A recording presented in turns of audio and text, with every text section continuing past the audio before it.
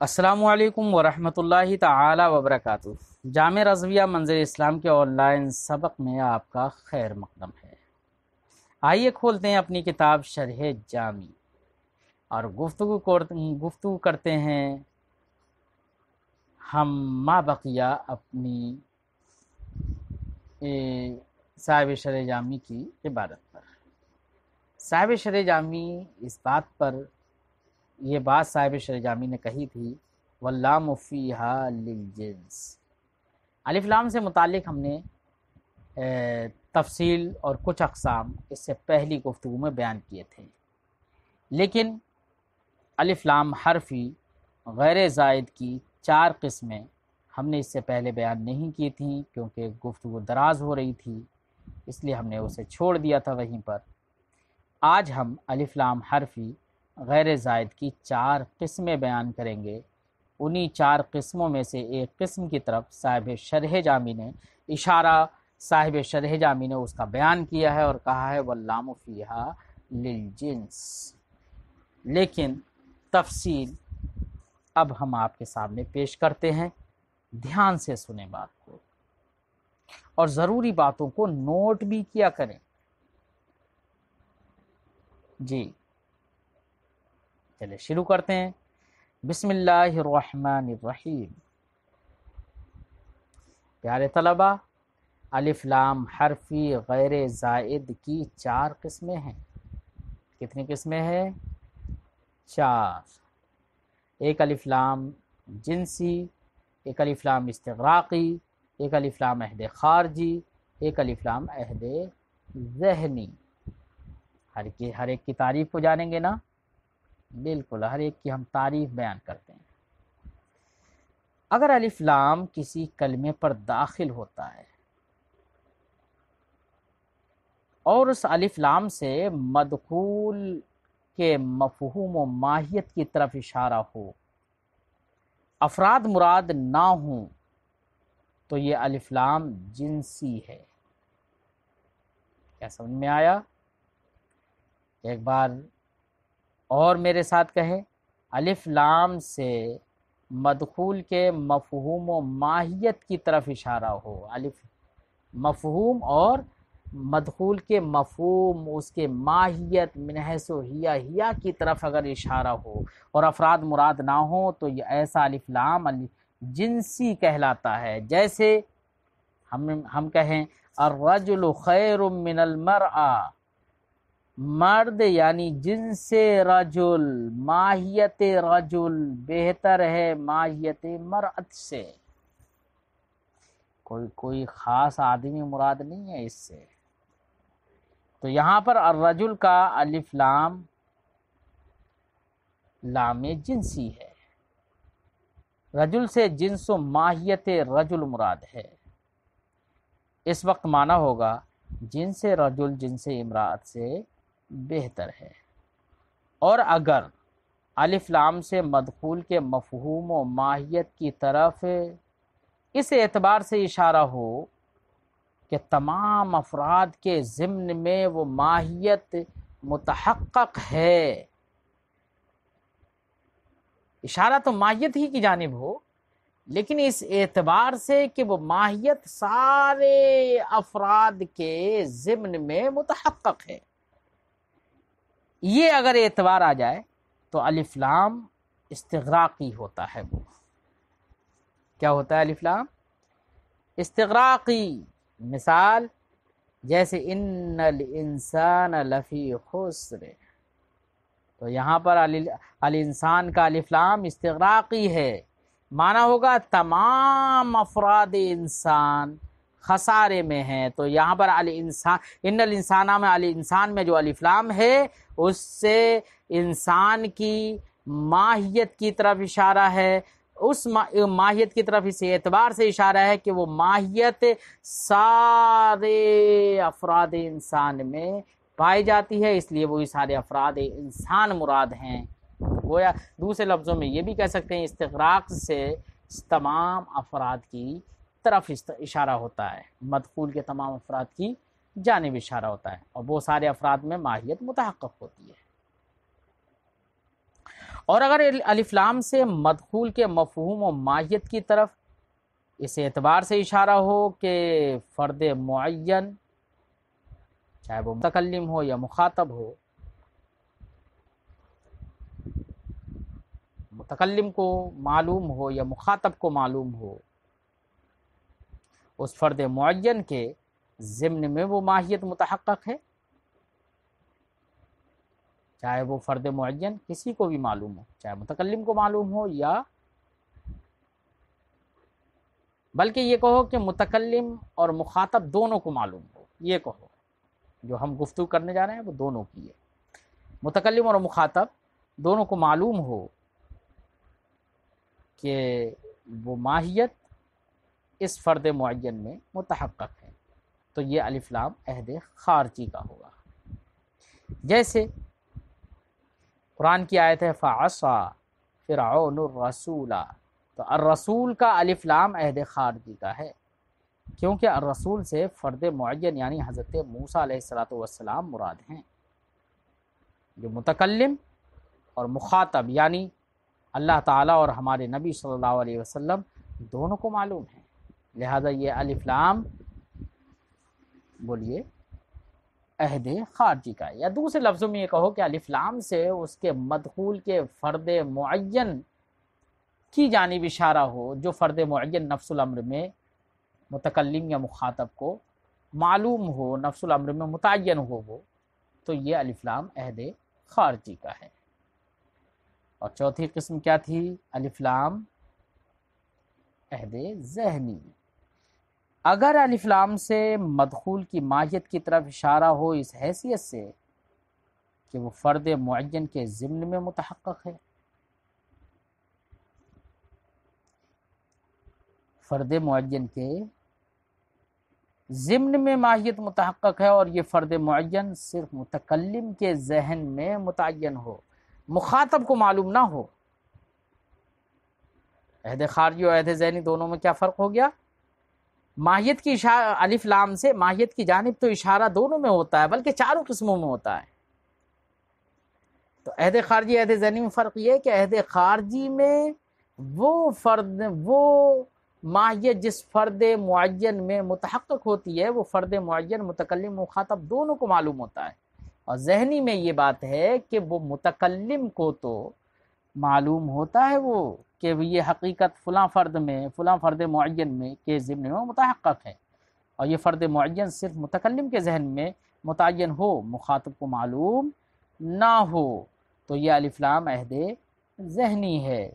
مثال دیں، جیسے قرآن پاک نے فرمایا وَأَخَافُ أَن يَأْكُلَهُ الذِّئْبُ، الذئب پر الف لام عہد ذہنی کا ہے، اس لیے کہ اس کے مدخول سے بعض افراد مراد ہیں، سارے افراد تو خیر مراد نہیں ہیں، کوئی ایک ہی بھیڑیا مراد ہے، اور وہ صرف متکلم یعنی حضرت یعقوب علیہ السلام کو معلوم ہے۔ اخاف ان یأکلہ الذئب، وہ حضرت یعقوب علیہ السلام کو صرف معلوم یعنی متکلم کہ یہاں وہ فرد متعین ہے، مخاطب کو معلوم نہیں ہے، ان کے بیٹوں کو معلوم نہیں تھا۔ اب صاحب شرح جامی نے فرمایا کہ الف لام اس کلمے کے اندر الکلمہ میں لن جنس کس کے لیے ہے؟ جنس کے لیے، اور جنس کا اطلاق قلیل و کثیر سب پر ہوتا ہے۔ اب جو صاحب شرح جامی آگے جو جواب دینا چاہ رہے ہیں، جو آگے کہنا چاہ رہے ہیں وَالتَّاءُ لِلْوَحْدَةِ، وہاں سے تا کی ہم گفتگو کرتے ہیں تاکہ آگے آنے والا اعتراض ان دونوں گفتگوؤں کے بعد اعتراض کا جواب آسانی سے مل سکے۔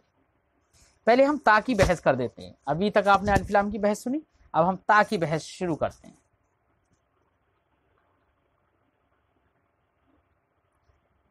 تو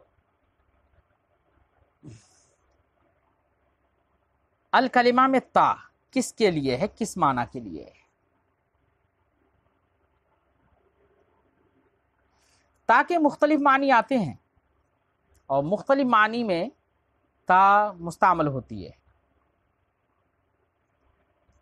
مثال کے طور پر تانیث کے لیے بھی ہوتی ہے تا، جیسے قائمتن غاربتن میں تا، اور مبالغے کے لیے بھی ہوتی ہے تا، جیسے کہ فہامتن علامتن، اور تا وحدت کے لیے بھی ہوتی ہے، جیسے کہ شجرتن تمرتن۔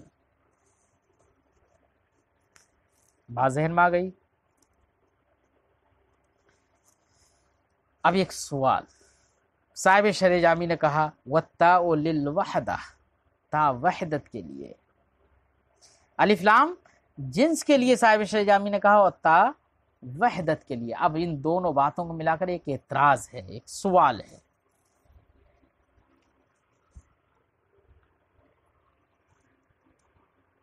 کچھ اعتراضات ہم آپ کو سے اور بھی کرتے ہیں، ایک ہی نہیں اور بھی اعتراض کرتے ہیں۔ ایک اعتراض تو ہم یہ بتا دیں جو صاحب شرح جامی نے جس کا جواب دیا ہے اور کہا ولا منافات بینہما لجواز اتصاف الجنس بالوحدۃ والواحد بالجنسیت۔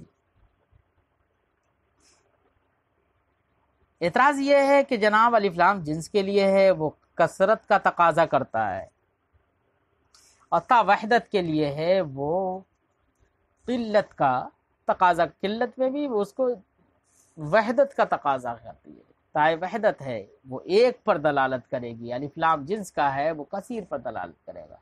کلمہ واحدہ میں کثرت و قلت یا وحدت و کثرت دونوں جمع ہو جائیں گے۔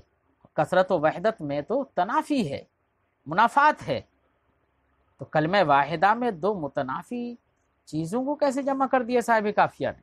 اعتراض ذہن میں آ گیا۔ جواب کا خلاصہ یہ ہے، صاحب شرح جامی نے فرمایا ولا منافات بینہما، جواب یہ ہے کہ دونوں کے درمیان یعنی الف لام جنس کا ہو اور تا وحدت کی ہو، دونوں کے درمیان کوئی منافات نہیں ہے۔ کیوں منافات نہیں ہے؟ وجہ، اس کی وجہ بیان کی ہے صاحب شرح جامی نے کہ بھائی تا وحدت کے لیے جو ہوتی ہے اس وحدت کی کئی قسمیں ہوتی ہیں، ایک وحدت جنسیہ ہے، ایک وحدت نوعیہ ہے، ایک وحدت شخصیہ ہے۔ وحدت شخصیہ کا مطلب ہوتا ہے کہ جس سے صرف فرد معین مراد ہو، اس میں تعدد ہو ہی نہیں بالکل۔ اور وحدت نوعیہ وہ ہوتی ہے کہ جہاں پر کئی افراد ایک نوع میں متحد ہوں، جیسے الانسان، اور وحدت جنسیہ وہ ہے جہاں پر کئی افراد ایک جنس میں متحد ہوں، جیسے کہ الحیوان۔ اور وحدت شخصیہ کی مثال جیسے زید، عمر، بکر، خالد وغیرہ، ہے نا۔ وحدت شخصیہ میں تو تعدد ہوتا ہی نہیں ہے، الف لام جنس کے لیے ہو، کثرت کے لیے ہو، اور تا وحدت شخصیہ کے لیے ہو، تب تو منافات ہو جائے گی۔ لیکن الف لام جنس کے لیے ہو اور تا بھی وحدت جنسیہ کے لیے ہو، تو اس میں تو کوئی منافات نہیں ہے۔ تو وحدت جنسیہ کے لیے ہوگی تو وہ بھی کثرت کے لیے ہو جائے گی حقیقتاً، اور ایسا ہوتا بھی ہے۔ جنس وحدت سے بھی متصف ہوتی ہے اور واحد جنسیت سے بھی متصف ہوتا ہے، ان میں کوئی منافات نہیں ہے۔ تو الف لام جنس کے لیے ہو اور تا وحدت جنسیہ کے لیے ہو تو کوئی منافات نہیں ہوگی۔ جواب ذہن میں آ گیا۔ پہلے صاحب شرح جامی کا یہاں پر عبارت پڑھ کے ہم پہلے ترجمہ کرتے ہیں، پھر آگے تھوڑی سی اور گفتگو کرتے ہیں۔ صاحب شرح جامی فرماتے ہیں ولا منافات بینہما، دونوں کے درمیان کوئی منافات نہیں ہے، لجواز اتصاف الجنس بالوحدہ، کیونکہ جنس کا وحدت سے متصف ہونا اور واحد کا جنسیت سے متصف ہونا جائز ہے۔ کہا جاتا ہے ھذا الجنس واحد وذلک الواحد جنس۔ بات سمجھ میں آ گئی؟ ایسے ہی صاحب شرح جامی فرماتے ہیں وَيُمْكِنُ حَمْلُهَا عَلَى الْعَهْدِ الْخَارِجِ، الف لام کا عہد خارجی پر بھی محمول کرنا ممکن ہے، یعنی الکلمہ میں الف لام عہد خارجی کا بھی ہو سکتا ہے، تو الف لام عہد خارجی کا ہوگا تو اس الف لام سے ایسے فرد معین کی جانب اشارہ ہوگا یا ایسی ماہیت کی جانب اشارہ ہوگا جو ماہیت متحقق ہو نفس الامر میں فرد معین کے اندر، جو فرد معین متکلم اور مخاطب دونوں کو معلوم ہو، الف لام عہد خارجی کا ہوگا۔ تو یہاں پر کیسے، ایسا کون سا فرد ہے نفس الامر میں جو متکلم و مخاطب دونوں کو معلوم ہے، ایسا کون سا فرد معین ہے، یہ تو دیکھنا پڑے گا۔ تو فرماتے ہیں کہ الف لام عہد خارجی کا ہو سکتا ہے وہیں طور کہ کلمہ سے مراد ایک فرد معین ہو، کیا وہ، یعنی کلمہ سے مراد وہ کلمہ ہو جو نحات کی زبان پر مذکور ہوتا ہے۔ کلمہ سے ہر کلمہ مراد نہ ہو، بلکہ کلمہ طیبہ مراد نہ ہو، دوسرا کوئی کلمہ مراد نہ ہو، بلکہ کلمہ نحویہ مراد ہو، صرف جو نحویوں کی زبانوں پر جاری ہوتا ہے۔ تو الف لام سے مراد الف لام عہد خارجی کا بھی ہو سکتا ہے۔ عہد خارجی کے لیے ضروری نہیں ہے اس کا ذکر پہلے ہو گیا ہو، معلوم ہو متکلم مخاطب دونوں کو، اور یہاں پر متعلم اور معلم دونوں جانتے ہیں کہ یہاں پر کلمہ جس سے بحث ہوگی وہ کون سا کلمہ ہے، کلمہ نحویہ ہے، تو الف لام عہد خارجی کا بھی ہو سکتا ہے۔ بہرحال یہاں تک ہم نے صاحب شرح جامی کی عبارت کی توضیح کی۔ اب یہاں پر ہم کچھ چاہیں تو کچھ اور بھی اعتراضات اور جوابات کر سکتے ہیں۔ مثلا کوئی یہی کہہ سکتا ہے کہ یا الکلمہ میں جو الف لام ہے وہ کسی بھی قسم کا نہیں ہو سکتا، یہی اعتراض کر سکتا ہے، یعنی نہ الف لام جنس کا ہو سکتا ہے، نہ الف لام استغراق کا ہو سکتا ہے، نہ الف لام عہد خارجی کا ہو سکتا ہے، نہ الف لام عہد ذہنی کا ہو سکتا ہے۔ یہ اعتراض کرے، کیوں نہیں ہو سکتا، وجہ اس کی بتائیں ہم، وجہ ابھی تھوڑی دیر وجہ سن لیجئے اس کی۔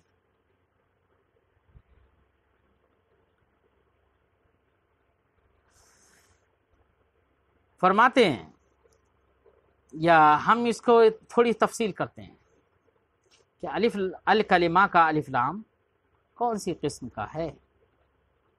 اسمی تو ہے نہیں، کیونکہ کلمہ نہ اسم فاعل ہے نہ اسم مفعول ہے، اور الف لام زائد بھی نہیں۔ کیوں نہیں ہو سکتا؟ کیونکہ الکلمہ مبتدا ہے، الف لام زائد ہونے کی صورت میں مبتدا کا نکرہ ہونا لازم آتا ہے۔ دوسرا اعتراض، اور الف لام غیر زائد جنسی، غیر زائد کی پھر 4 قسمیں ہیں نا، جنسی، استغراقی، عہد خارجی، عہد ذہنی۔ تو الف لام غیر زائد، جنسی اور استغراقی بھی نہیں ہو سکتا، کیونکہ الف لام جنسی ہو یا استغراقی ہو دونوں میں کثرت کا معنی پایا جاتا ہے، اور الکلمہ میں تا جو آخر میں لگی ہوئی ہے وہ تا وحدت کے لیے ہے، اور کثرت و وحدت میں منافات ہے۔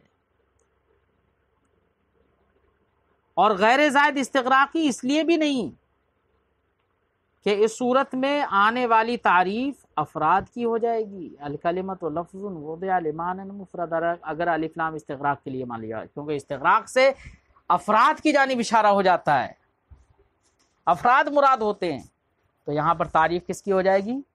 افراد کی ہو جائے گی، حالانکہ تعریف ماہیت کی ہوتی ہے، افراد کی نہیں ہوتی۔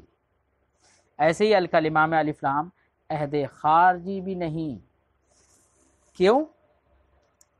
اس لیے کہ معہود نہیں ہے، یہاں پر کہیں پر ذکر ہی نہیں ہوا اب تک کلمہ کا، ابھی تو شروع ہوئی ہے بات یہاں سے، تو معہود ہے نہیں، تو الف لام عہد خارجی کا نہیں ہو سکتا۔ اور عہد ذہنی بھی نہیں، کیونکہ عہد ذہنی نکرہ کی قوت میں ہوتا ہے، الف لام عہد ذہنی کیونکہ مخاطب کو تو معلوم ہی نہیں ہوتا ہے وہاں، تو الف لام عہد ذہنی نکرہ کی قوت میں ہوتا ہے، تو بصورت عہد ذہنی مبتدا کا نکرہ ہونا لازم آئے گا۔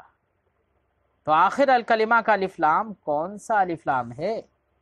اعتراض ذہن میں آ گیا نا؟ جواب صاحب شرح جامی نے دے دیا، کیا الف لام جنس کا ہے یا الف لام عہد خارجی کا ہے۔ الف لام جنس کا ہے تو آپ کا یہ کہنا کہ الف لام جنس کا کثرت کے لیے ہوتا ہے اور تا وحدت کی ہے تو منافات ہے۔ پیارے طلبہ، ہم جواب ذکر کر چکے ہیں۔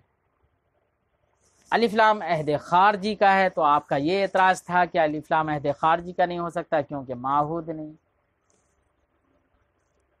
تو جواب پیارے طلبہ ہم ذکر کر چکے ہیں کہ نہیں، یہاں پر معہود ہے۔ وہ کیا ہے کہ کلمہ سے مراد وہ کلمہ ہے، متکلم بھی معلم بھی جانتا ہے اور متعلم بھی جانتا ہے کہ یہاں پر کلمہ جس سے بحث ہوگی یہ اس سے وہ کلمہ مراد ہے جو زبان نحات پر جاری ہوتا ہے، مذکور ہوتا ہے۔ ہر کلمہ مراد نہیں ہے تو یہاں پر معہود ہے۔ معہود کے لیے یہ ضروری نہیں ہے کہ اس کا ماقبل میں ذکر ہو، یہ ضروری نہیں ہے، بلکہ معہود کے لیے یہ ضروری ہے کہ متکلم، معہود خارجی کے لیے ضروری ہے کہ متکلم اور مخاطب دونوں اسے جانتے ہوں۔ جواب سمجھ میں آ گیا بے؟ تو آج ہم اپنی گفتگو یہیں پر ختم کرتے ہیں۔ کلمہ کی اقسام بیان کرنے کے بعد تفصیل کر دی تھی ہم نے، آپ دھیان سے سنیں گے، الف لام کے سارے اقسام کو یاد کریں گے اور الکلمہ میں الف لام کون سا ہے اس کو ذہن نشی کریں گے۔ السلام علیکم ورحمۃ اللہ تعالی وبرکاتہ۔